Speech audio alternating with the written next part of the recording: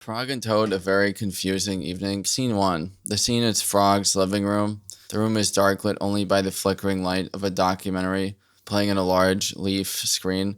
Gravelly voice. At 5:20 p.m., Tower 7, a 47-story skyscraper, collapsed onto its own footprint, free fall speed.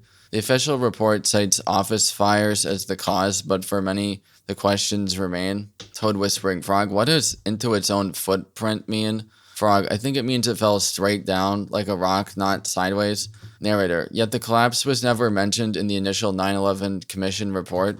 A curious omission, wouldn't you say? Toad, why wouldn't they mention the whole big building? That seems like the kind of thing you'd remember to put in. Frog, it does seem like an important detail, Toad. Maybe they just ran out of room on the paper. The documentary shows a series of scientists using phrases like controlled demolition and thermite. Frog and Toad squint at the screen. Toad, Frog, that scientist just said the fires weren't hot enough to melt something. My brain is starting to feel fuzzy. Frog, my brain feels like it's full of angry bees. None of this is adding up. And why does the music sound so scary? Scene 2, the documentary has ended. Frog turns on a lamp. He and Toad sit in silence for a long time, blinking in the light. Toad, Frog. Frog, yes, Toad, Toad. I feel very confused and awkward. Frog, I know what you mean. I feel like I just saw something I wasn't supposed to see.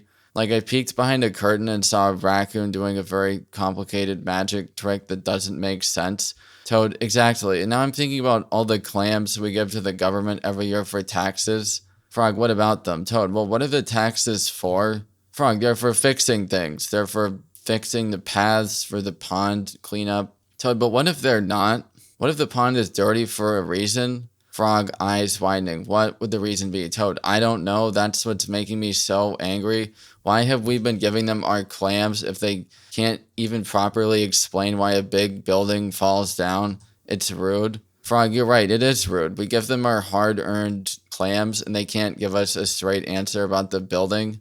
It's a breach of trust. Scene 3. The next morning, Frog and Toad are walking past the post office to mail their tax forms. They're moving very slowly. Toad, I don't want to do it, Frog. Every clam I put in this envelope, I'll be thinking about that building. Frog, I know, Toad. It feels different now. It feels less like a civic duty, more like funding the magic trick. Toad, what if we just didn't? Frog gasps. Toad, that's tax evasion.